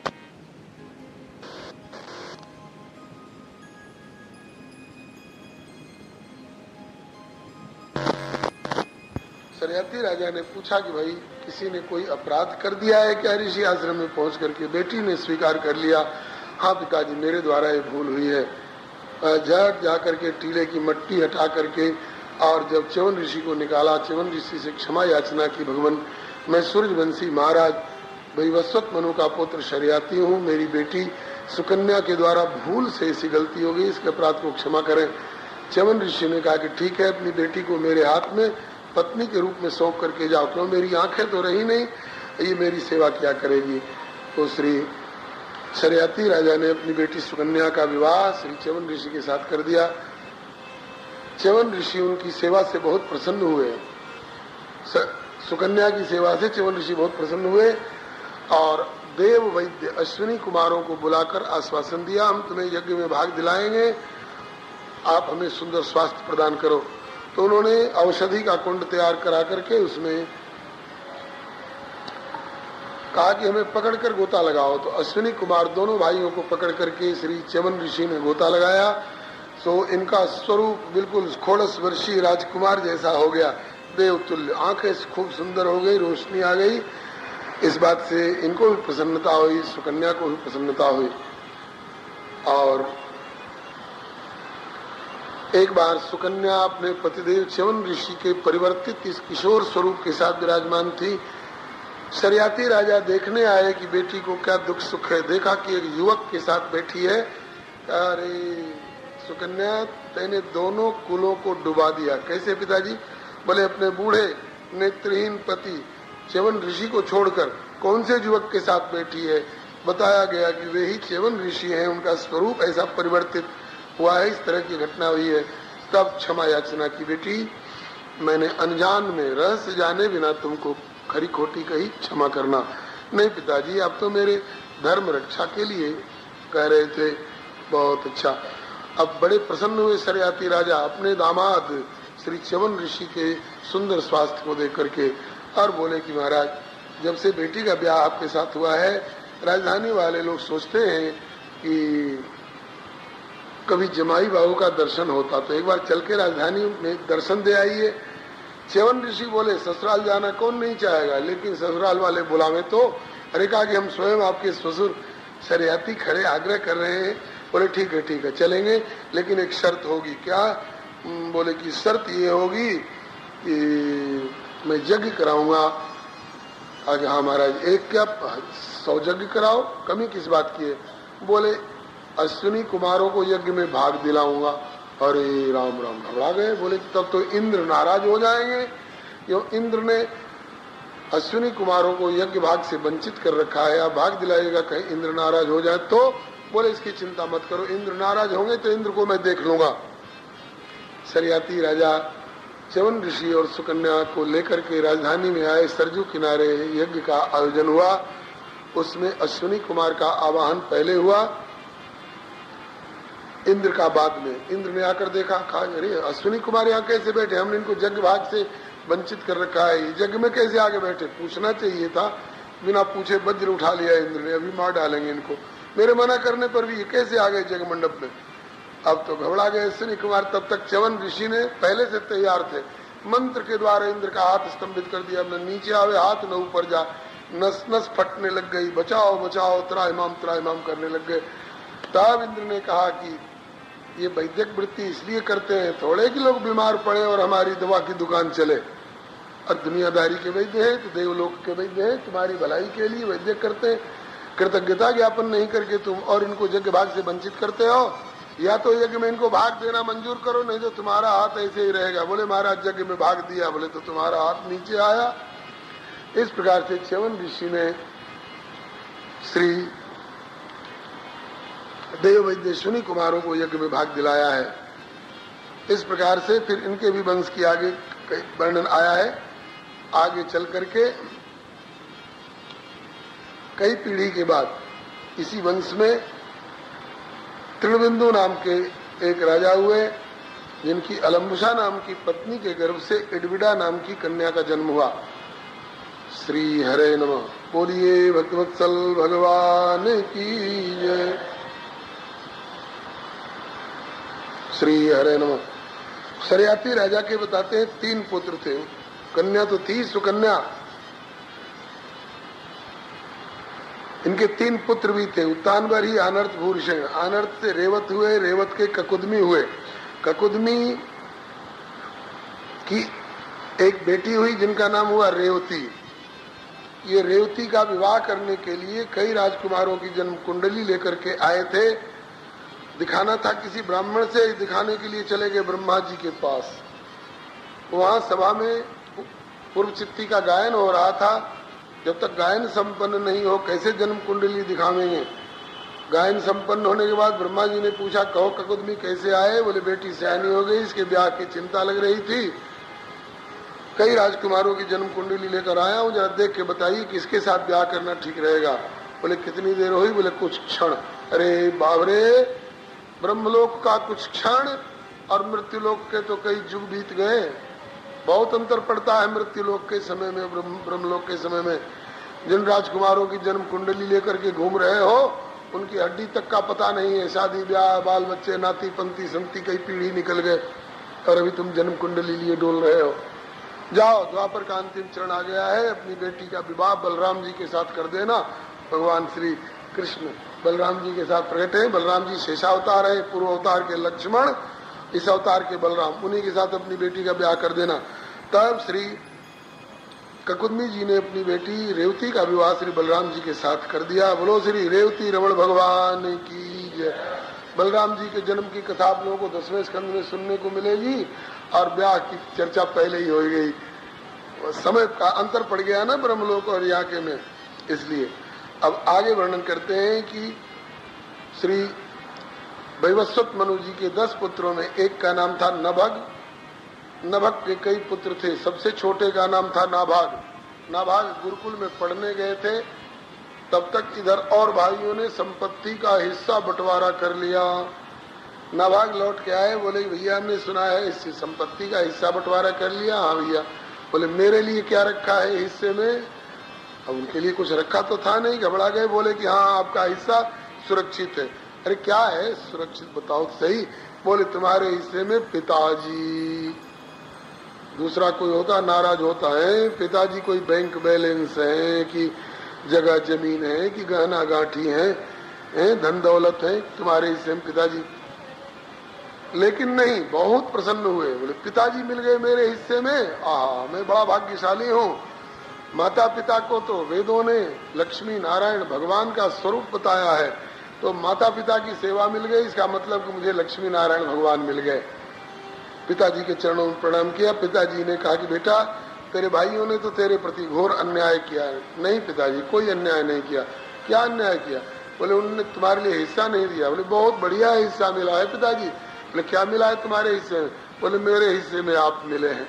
अरे बेटा मैं कोई धन दौलत हूँ जो मुझको भुना करके तुम अपनी रोजी रोटी चलाओगे? कहा पिताजी बहुत बड़ी संपत्ति आप हो, आपके चरणों की सेवा करूंगा। अरे गरीबी में कैसे सेवा करेगा, संपत्ति तो तेरे पास कुछ है नहीं। कहा कि गरीब नहीं हूँ पिताजी, मुझे भगवान ने हाथ दिया है, पांव दिया है, आँख कान नाक मुंह बुद्धि दी है, मैं पुरुषार्थ के द्वारा उपार्जन करूंगा और आपकी सेवा करूंगा। पिताजी ने कहा कि बेटा मैं बहुत प्रसन्न हूं तुमसे, जाओ। अमुक जगह कुछ ऋषि लोग यज्ञ कर रहे हैं, 6वें दिन का मंत्र भूल जाते हैं वे लोग, उनका यज्ञ अधूरा रह जाता है। तुम अभी गुरुकुल से पढ़ के आए हो, जाओ उन्हें जब भूल जाए तो मंत्र बता देना, तुम्हारा कल्याण हो जाएगा। अगर ब्राह्मणों ने आशीर्वाद दे दिया तो ये गए और मंत्र बताए। 6वें दिन जब ब्राह्मण लोग मंत्र भूल गए, इन्होंने बता दिया। ब्राह्मण बड़े प्रसन्न हुए। महाराज बोले कि बेटा बड़े अच्छे मौके से आए, हम तो भूल गए थे, तुमने बता दिया, हमारा यज्ञ अब संपन्न होगा सानंद। कहाँ से आए हो, तुम्हारा परिचय? बोले महाराज मैं तो वैवस्वत मनु जी का पौत्र हूँ, नभगनंदन नाभाग मेरा नाम है, और पिताजी की आज्ञा से मैं यज्ञ दर्शन करने आया था। ब्राह्मण बड़े प्रसन्न हुए, बोले कि भगवान तुम्हारा कल्याण करे। और देखो अभी मत जाना, जब हम प्रसाद देंगे तब प्रसाद लेकर के जाना। यज्ञ संपन्न हुआ, हाथ से उठाकर प्रसाद भी दिया और बोले कि देखो इस यज्ञ में बहुत सोना चांदी और बर्तन बासन गहना गाठी सब मिला हुआ है दान दक्षिणा के रूप में, हम उतना तो ले नहीं जा सकते हैं, और जितना ले जा पा रहे हैं उतना ले जा रहे हैं, और बाकी तुम ले जाना। अरे महाराज आप लोगों का हक, हम क्षत्रिय राजकुमार हम कैसे ले जाएंगे? बोले वैसे नहीं लेना चाहिए ब्राह्मणों का हक, लेकिन जब हम प्रसन्नता पूर्वक दे रहे हैं तो प्रसाद रूप में लेने में क्या हर्ज है? महाराज जैसी आपकी आज्ञा। कुछ ब्राह्मण लोग चले गए और ये सब बांध करके उठाने वाले थे गट्ठर, तब तक एक बड़ा विशाल काय पुरुष कंधे पे कारी कमरी एक मोटा लठ लिया है, कौन है तू? मेरा हिस्सा तू कौन बांध करके ले जाने वाला? भगवान मैंने अपने मन से नहीं लिया है, हमको ब्राह्मणों ने प्रसाद रूप में दिया है। बोले नहीं नहीं, कोई नहीं, ब्राह्मणों को कोई अधिकार नहीं, मेरा हक किसी और को दे दे। तुम्हें विश्वास न हो तो जाओ पिताजी से पूछ के आओ यज्ञ में बचा हुआ भाग किसका होता है। अभी जाऊंगा नहीं, फैसला करके जाऊंगा, लौट के आओ पिताजी से पूछ के। पिताजी के पास आए, पिताजी ने पूछा बेटा क्या हुआ? सारी बात बता दी, आपकी आज्ञा अनुसार गया, ब्राह्मण मंत्र भूल गए, मैंने बताया, उन्होंने आशीर्वाद दिया, प्रसाद दिए, मैं लेकर आने को तैयार हो रहा था, तब तक एक बड़े विशाल काय पुरुष आके दावा कर दिए कि तो मेरा हक है, यज्ञ में बचा हुआ भाग, जाओ पिताजी से पूछो किसका होता है। आंखों में आंसू आ गए पिताजी के। बोले बेटा वे तो शंकर भगवान रहे होंगे, क्यों? दक्ष प्रजापति के शाप के बाद ब्रह्मा जी ने यही कहा था कि एष ते रुद्र भागोस्तु यदुच्छिष्टोध्वरस्य वही। यज्ञ में सुच्ची सामग्री में तो नहीं भाग मिलेगा शंकर जी को, क्योंकि दक्ष ने शाप दिया है, लेकिन यज्ञ संपन्न होने के बाद जो बचा खुचा होगा वो रुद्र का भाग होगा। बेटा वे शंकर भगवान रहे होंगे, उनसे तुमने कोई अकड़ मकड़ की बात तो नहीं करी? नहीं नहीं पिताजी कोई बात नहीं, अकड़ मकड़ की कोई बात नहीं की। उन्होंने क्या कहा है? बोले पूछ के आओ पिताजी से, मैं फैसला करके जाऊंगा। बेटा जाओ, उनके चरणों में प्रणाम करना, कहना कि यज्ञ में बचा हुआ भाग रुद्र का होता है, यदि आप दावा करते हैं कि मेरा है तो आप ही का है प्रभु, ऐसा कहकर उनके चरणों में प्रणाम करना।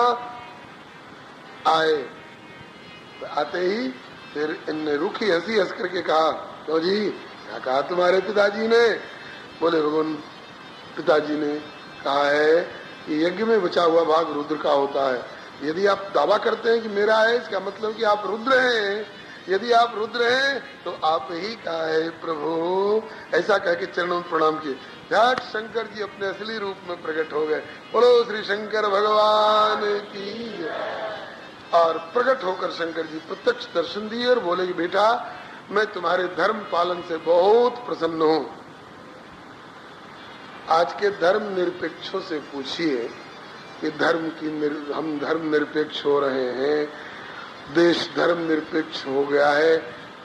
धर्म निरपेक्ष का क्या मतलब तुम लगाते हो?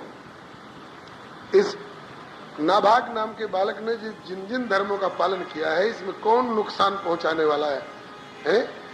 गुरुकुल में रह करके अध्ययन किए, भाइयों की बेईमानी पर नाराज नहीं हुए, संतोष किया, और पिताजी की सेवा मिल गई तो भार नहीं समझा, सौभाग्य समझा, और यज्ञ में मदद करी और शंकर भगवान का आशीर्वाद पाया। ये धर्म का फल है। भगवान शंकर बड़े प्रसन्न हुए कि बेटा तुम्हारे समस्त धर्म पालन से मैं बहुत प्रसन्न हूँ, जाओ अब मैं अपनी तरफ से दे रहा हूँ, तुम ले जाओ इस संपत्ति को, ये संपत्ति तुम्हारे वंशजों में कभी घटेगी नहीं, जैसे जैसे वंश बढ़ेगा वैसे वैसे संपत्ति भी बढ़ती रहेगी। और दूसरी बात, ये अभी मैंने नहीं दिया तुमको अपनी तरफ से कुछ, ये तो ब्राह्मणों का दिया हुआ था, अभी केवल उसी पर मैंने दस्तखत किया है, अपनी तरफ से तो अब दे रहा हूँ, तुमको भगवान की भक्ति होगी और तुम्हारा एक पुत्र जो होगा बहुत बड़ा भक्त होगा भगवान का, बहुत बड़ा भक्त होगा भगवान का।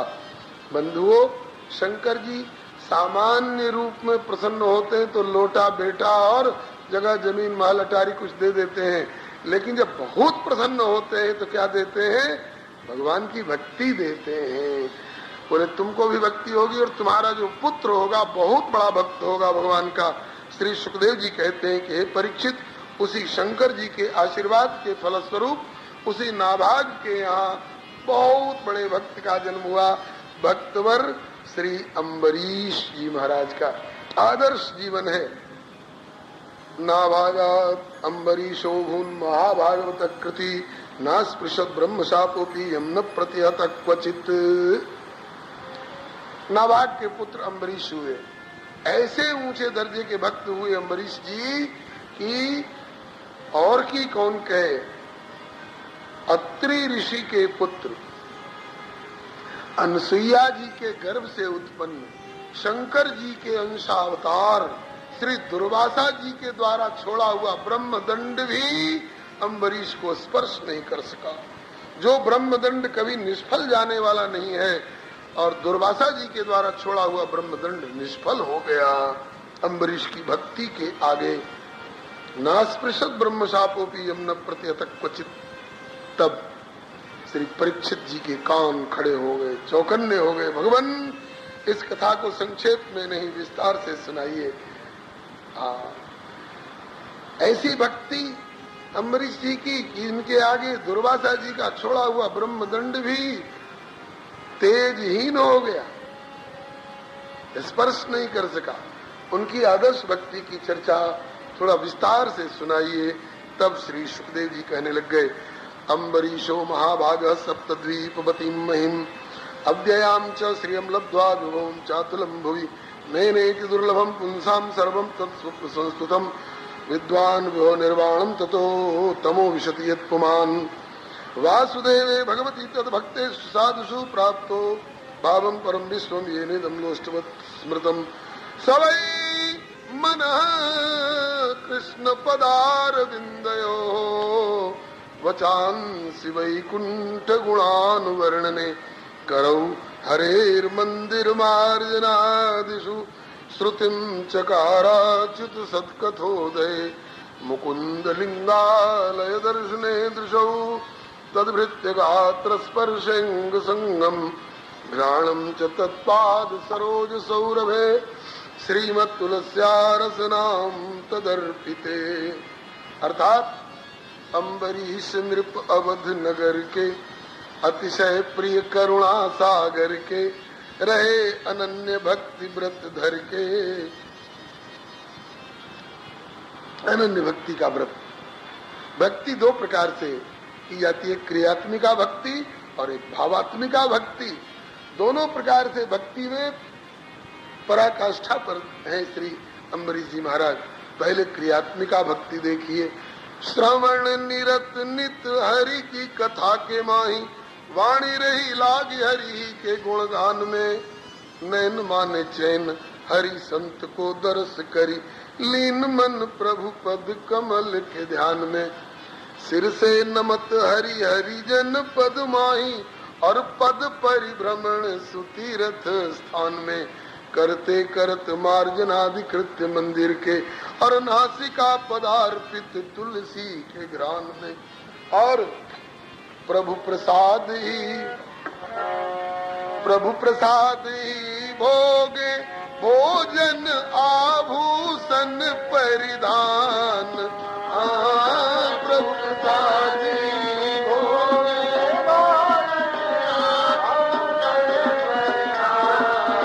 मत कर भक्त भक्तन को अपमान सहायक, भक्तन के भगवान मत कर, भक्तन को अपमान सहायक, भक्तन के भगवान। आज के कुछ लोग कहते हैं कि अरे यार दिखावा में क्या रखा है, दिखावा में क्या रखा है। फिर अरे मन चंगा तो कठौती में गंगा, ऐसा कह करके भक्ति के साधनों की उपेक्षा करते हैं। भाई कथा हो रही, चलो सुनो, दिखावा में क्या रखा है। भाई घर में ठाकुर जी विराजमान है, सेवा पूजा होती है, जरा कम से कम एक फूल तो चरणों में अर्पण कर दिया करो। अरे बोले दिखावा में क्या रखा है। भले अभागे रात रात भर ताश खेलेंगे, जुआ खेलेंगे, तो इनका हाथ नहीं सड़ेगा, इनका चंगा मन नहीं बिगड़ेगा। और भगवान के नाम पर एक फूल अर्पण कर देंगे तो उनका हाथ सड़ जाएगा, लगता है उनके दिल और दिमाग में कीड़े पड़ जाएंगे। रात भर ताश खेलने में, जुआ खेलने में कुछ नहीं बिगड़ेगा इनका, और भगवान के नाम पर कुछ करना होगा तो लगता है कि जाने कौन सी आफत आ गई। अरे मन चंगा भी है तो तेरे हाथों ने क्या बिगाड़ा है जो भगवान की सेवा का मौका नहीं दोगे। तेरी आंखों ने क्या बिगाड़ा है जो एक बार जरा बांके बिहारी जी के दर्शन का मौका नहीं दोगे। श्री मोरध्वज राजा जी की कथा आती है। भगवान अर्जुन को साथ लेकर साधु बन करके गए। राजन, ये मेरा चेला, रास्ते में एक शेर ने पकड़ लिया था, बड़ी मुश्किल से छोड़ा है, इस शर्त पर कि राजा का शरीर चीर कर आवे, आधा शरीर दाहिना अंग मुझे मिल जाए तो इसको छोड़ देता हूँ। क्या अपना आधा शरीर चीर कर दे सकते हो दाहिना अंग? महाराज आप ही का है, ले लो। कहा कि मरने का दुख न हो। नहीं भगवान, मरने का दुख नहीं होगा। ठीक है, चीरने लग गए। चीरते चीरते नासिका तक आ गया, गरोथ नाक तक आ गया, खोपड़ी चीरते चीरते नाक तक आ गया। तब राजा मुरध्वज की बाईं आंख से आंसू आया। भगवान ने कहा बस करो, बेकार हो गया, दुख से दी हुई भिक्षा हम नहीं लेते। इसकी आंख में आंसू आ गया। इसे मरने का दुख है। नहीं भगवान, मरने का दुख नहीं। मरने का दुख होता तो दोनों आंख से आंसू आते। बोले बाईं आंख से ही आंसू क्यों आया? कहा भगवान दाहिना अंग प्रसन्न है, मैं बड़भागी हूँ जो प्रभु ने मुझे अपनी सेवा में स्वीकार कर लिया। बाएं आंख से आंसू इसलिए आया, बाईं आंख रो रही है, हाय मैंने कौन पाप किया था जो मुझे प्रभु की सेवा से वंचित रहना पड़ा। हमारे हर अंग तरसते हैं प्रभु की सेवा के लिए, हर अंग से प्रभु। एक और अच्छा काम हमारे भैया श्याम प्रकाश जी कर रहे हैं, जिसका लाभ हमारे जैसे लोगों को भी मिल रहा है। YouTube चैनल श्री हरे नमः इस नाम से, श्री मामा जी बक्सर वाले इस नाम से YouTube चैनल श्री हरे नमः श्री मामा जी बक्सर इस नाम से क्रमशः महाराज जी की जो वाणी है प्रवचनों की, उनको कुछ वीडियो भी हैं, कुछ केवल ऑडियो हैं, उनको क्रमशः श्री भैया श्याम प्रकाश जी प्रसारित कर रहे हैं। हमारा सभी प्रेमियों से आग्रह है कि इस विज्ञान के युग में इस विज्ञान के उत्कृष्ट उपहार को आप लोग हृदय से समादर दें। आज इस अंश में हम विज्ञान को धन्यवाद देते हैं कि पूज्य महाराज जी की वाणी को आज भी उन्हीं के स्वर में हम श्रवण कर सकते हैं। तो आप लोग नोट कर लें, YouTube चैनल श्री हरे नमः श्री मामा जी बक्सर वाले इस नाम से है। आप लोग गाड़ी में आते जाते समय, रात को सोते समय निकाल करके और प्रतिदिन महाराज जी की वाणी का श्रवण करके सत्संग लाभ प्राप्त करें।